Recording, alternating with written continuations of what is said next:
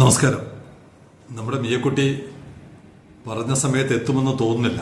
ഇപ്പോഴും ഒരല്പം ലേറ്റായിട്ടാണ്. ലേറ്റായാലും ലേറ്റസ്റ്റ് ആയിട്ട് തന്നെ വരും എന്ന് നമുക്ക് പ്രതീക്ഷിക്കാം. സെയിലിംഗ് കമന്ററി ആരംഭിക്കുന്നു.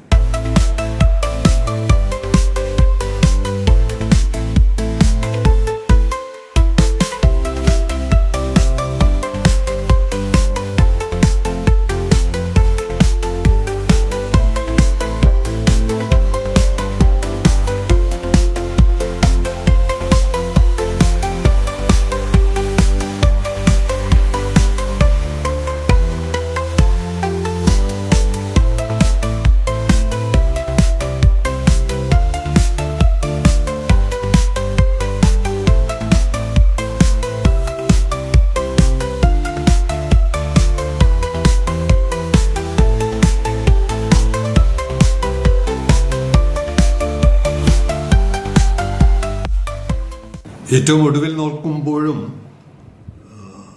നമ്മുടെ പോർട്ടിൽ നിന്ന് ഏകദേശം 250 നോട്ടിക്കൽ മൈൽ അകലെയാണ്. Precisely 248 nautical miles. പ്രസന്റേഷൻ എടുക്കുന്ന സമയത്ത് കൊളംബോയിൽ നിന്ന് 82.7 നോട്ടിക്കൽ മൈൽ. ഡയറക്ഷൻ നമ്മുടേതാണെങ്കിലും കൊളംബോയ്ക്ക് മുമ്പിൽ കൂടിയാണ് കടന്നു വരുന്നത്. എനിക്ക് തോന്നുന്നു പുലർച്ചെ ഏതായാലും ആ വിവരം ഇപ്പോൾ സെയിലിംഗ് കമന്ററി കാണുന്ന സമയത്ത് മിയ എത്തിയിട്ടുണ്ട് എന്ന് തന്നെ വിശ്വസിക്കാം. എന്തായാലും ലേറ്റസ്റ്റ് ആയിട്ടുള്ള വിവരങ്ങൾ എപ്പോൾ എത്തി, ഏറ്റവും ഒടുവിലുള്ള വിവരങ്ങൾ ഇടയ്ക്ക് നൽകാൻ ശ്രമിക്കാം. എന്തായാലും നമുക്ക് സെലിബ്രേറ്റ് ചെയ്യേണ്ട ദിവസമാണ്. ജെയ്ഡ് സർവീസിലെ ആദ്യ വെസൽ. അത്ര നിസ്സാരമൊന്നുമല്ല ആ ഒരു വരവ്. അതുകൊണ്ട് തന്നെ നമുക്ക് സന്തോഷിക്കണം, പക്ഷെ ഒപ്പം ജാഗ്രത വേണം. നമ്മൾ നേടിയതൊന്നും പോരാ. ആഗോള ഭൂപടത്തിൽ നമ്മളൊന്നും എത്തിയിട്ടില്ല. ഇന്ത്യൻ ഭൂപടത്തിൽ എവിടെയെങ്കിലുമൊക്കെ എത്തിച്ചേർന്നു എന്ന് കരുതി നമുക്ക് വലിയ സന്തോഷങ്ങൾ വേണ്ട. നമുക്ക് ആഗോള ഭൂപടത്തിൽ നമ്മുടെ മുദ്ര ചാർത്തുക എന്നുള്ളതാണ് നമ്മുടെ ലക്ഷ്യം. അതിനുവേണ്ടിയുള്ള തീവ്രമായ പ്രവർത്തനങ്ങൾ നമുക്ക് തുടരാം. കുറച്ച് വലിയ കപ്പലുകൾ വരുന്നത് കൊണ്ട് മാത്രം അങ്ങനെ ആഗോള മുദ്രയൊന്നും ചാർത്തപ്പെടില്ല. ഇപ്പോൾ വരുന്ന കപ്പലുകൾ എന്താണ്, കരയിലിരിക്കുന്നവരെ സ്പർശിക്കാതെ പോവുകയാണ് അല്ലേ. വരുന്നു, കുറെ കണ്ടെയ്നർ ഇറക്കി വെക്കുന്നു, തിരിച്ചു പോകുന്നതൊക്കെ വലിയ വലിയ തുറമുഖങ്ങളിലോട്ട് പോകുന്നു. ഇത് നമ്മുടെ ലാൻഡ് സൈഡിൽ കാര്യമായ ഇമ്പാക്ട് ഇപ്പോഴും ഉണ്ടാക്കിയിട്ടില്ല. അങ്ങനെയുള്ള പ്രവർത്തനങ്ങൾ നടന്നാൽ മാത്രമാണ് ഇത്തരം വലിയ സന്തോഷങ്ങളുടെ ചെറിയ സന്തോഷം നാട്ടുകാരിൽ ഓരോരുത്തർക്കും ലഭിക്കുകയുള്ളൂ. അത് കിട്ടാത്തടത്തോളം പലരും സെയിലിംഗ് കമന്ററിയെയും വിമർശിക്കുന്നുണ്ട്. നിങ്ങൾ പറഞ്ഞതുപോലെ ഒന്നും സംഭവിക്കുന്നില്ലല്ലോ, വലിയ കപ്പലുകൾ വരുന്നു പോകുന്നു എന്നല്ലാതെ നാട്ടിലൊരു അനക്കവും സംഭവിക്കുന്നില്ല. സെയിലിംഗ് കമന്ററി നിരപരാധിയാണ്. പറയേണ്ടവരോടും ചെയ്യേണ്ടവരോടും നിരവധി തവണ ആവർത്തിച്ചുകൊണ്ടേയിരിക്കുന്ന ഒരു കാര്യമാണ്. അങ്ങനെയുള്ള ലാൻഡ് സൈഡ് പ്രവർത്തനത്തിന്റെ ഭാഗമായി സെയിലിംഗ് കമന്ററി ഇപ്പോൾ മറ്റു ഭാഷക്കാരും കാണുന്നുണ്ടെന്ന് തോന്നുന്നു. അവർക്ക് മനസ്സിലാവുന്നുണ്ടോ ഇല്ലയോ? നമ്മുടെ മെത്തനോൾ വിഷയം തൊട്ടടുത്ത തമിഴ്നാട്ടിലെ ഒരു വ്യവസായി ശ്രദ്ധിച്ചു. അദ്ദേഹം എനിക്ക് നൽകിയ മെസ്സേജ് ഇങ്ങനെയായിരുന്നു: this we can think of keep one plant in between Kanyakumari district, Tirunelveli and Tuticorin. So the daily we will get 100 TPD tons per day RDF from the municipal waste. It can produce 30 tons per day methanol. അടിയറ symbol. ഇവിടെ യാതൊരു അനക്കവുമില്ലല്ലോ. കുറച്ച് ചർച്ചകൾ, phone വിളികൾ, സംസാരങ്ങൾക്കൊടുവിലാണ് പിന്നെ ഈ മെസ്സേജിലോട്ട് കടന്നത്. അതാണ് അബ്രപ്റ്റായിട്ട് നമുക്ക് തോന്നുന്നത്. അദ്ദേഹം സെയിലിംഗ് കമന്ററിയെ കുറിച്ചും മെത്തനോളിന്റെ താല്പര്യത്തെക്കുറിച്ചും, എന്താണ് കപ്പൽ മേഖലയിൽ മെത്തനോളിന്റെ പ്രസക്തി, അതിന്റെ ഭാവി തുടങ്ങിയ കാര്യങ്ങളെല്ലാം സംസാരിച്ചു കഴിഞ്ഞപ്പോഴാണ് അദ്ദേഹം ആഭ്യന്തര മാർക്കറ്റിൽ മെത്തനോൾ ഉൽപാദനത്തിന് വേണ്ടി ശ്രമിക്കുന്ന ഒരാളാണ്. ഇങ്ങനെ ഒരു അന്തർദേശീയ മാർക്കറ്റ് ഉണ്ടെന്നുള്ള വിവരം അദ്ദേഹത്തിന് ആദ്യം വരുന്നു. അതിൽ എക്സൈറ്റഡ് ആയിട്ടാണ് കന്യാകുമാരി, തിരുനെൽവേലി, തൂത്തുക്കുടി ജില്ലകളിൽ അവർ ഈ ഉൽപാദനം നടത്താൻ this we can think of keep one plant in between, ഈ 3 ജില്ലകൾക്കും ഇടയിൽ ഒരു പ്ലാന്റ് സ്ഥാപിക്കാൻ പറ്റുമെന്നുള്ളതാണ് അവരുടെ കണക്കുകൂട്ടൽ.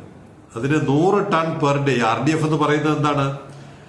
RDF stands for refuse derived fuel.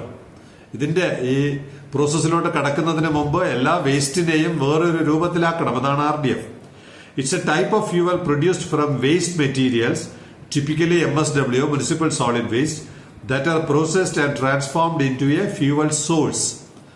Fuel ആകുന്നതിന് വേണ്ടിയുള്ള ഒരു പരുവത്തിൽ ഇതിനെ ആക്കിയെടുക്കുന്നതിന് വിളിക്കുന്ന പേരാണ് RDF, റെഫ്യൂസ് ഡിറൈവ്ഡ് ഫ്യൂവൽ. അതിനുള്ള കുറച്ച് തരംതിരിവൊക്കെ നടത്തുന്നത്. അപ്പൊ അങ്ങനെയുള്ള ഒരു 100 ടൺ പെർ ഡേ ആ RDF കിട്ടിയാൽ അതിൽ നിന്ന് 30 ടൺ പെർ ഡേ, ഓരോ ദിവസം 30 ടൺ ഉൽപ്പാദിപ്പിക്കാം. അത് ഒരു പ്ലാന്റിൽ നിന്ന്. അങ്ങനെ എത്ര വേണമെങ്കിലും പ്ലാന്റുകൾ നമുക്ക് സ്ഥാപിക്കാൻ പറ്റുമെന്നാണ് അദ്ദേഹത്തിന്റെ ചർച്ചയിൽ നിന്നും എനിക്ക് മനസ്സിലായത്. അദ്ദേഹം അതിന്റെ കുറച്ച് ടെക്നിക്കൽ കാര്യങ്ങൾ കൂടി പറഞ്ഞു. We can prepare RDF from 3 municipal corporation of Nagercoil, Tirunelveli and Thoothukudi.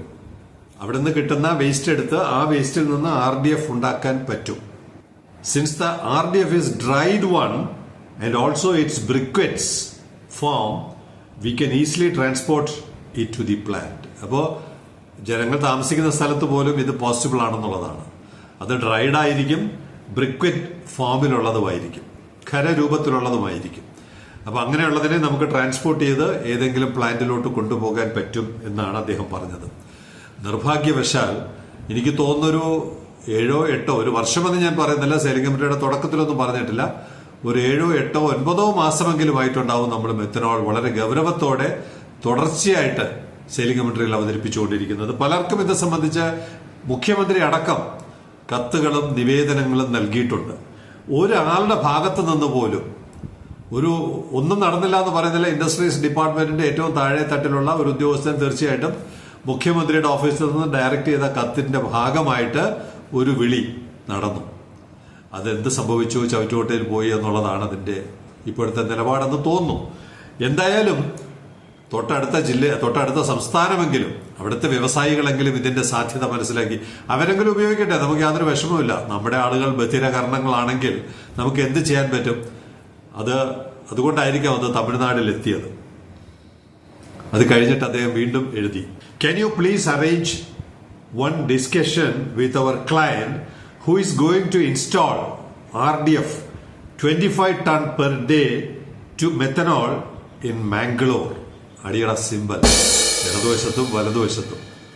Kanyakumari, Nagercoil, Tirunelveli, Thoothukudi തമിഴ്നാട്ടിൽ, കർണാടകയിൽ മംഗലാപുരം. കേരളം കളത്തിന് പുറത്താണ്. എത്ര പറഞ്ഞാലും കേരളത്തിലെ മന്ത്രിമാർക്കും മഹാന്മാർക്കും നമ്മളെയൊക്കെ പുച്ഛമാണ്, തീർത്തും പുച്ഛമാണ്. നമുക്ക് സ്വീകാര്യത കിട്ടുന്നത് അന്യ സംസ്ഥാനങ്ങളിലാണ്. എന്നോട് ചോദിക്കുകയാണ്, മംഗലാപുരത്തെ വ്യവസായിയെ ഈ കാര്യങ്ങളൊന്ന് ധരിപ്പിക്കാമോ? ജസ്റ്റ് നമ്മുടെ മലയാളം കേട്ട് മനസ്സിലാക്കിയതിൽ നിന്നുള്ള അവസ്ഥ അടുത്ത സ്റ്റേജിലോട്ട് എത്തുകയാണ്. അങ്ങനെയാണ് ഒരു പ്രോജക്റ്റ് എങ്ങനെ മുന്നോട്ട് കൊണ്ടുപോകണമെന്ന് തീവ്രമായി ആഗ്രഹിക്കുന്ന ആളുകൾ ആ തലത്തിലൊക്കെ ഇത്തരം വിഷയങ്ങൾ ചർച്ച ചെയ്യും.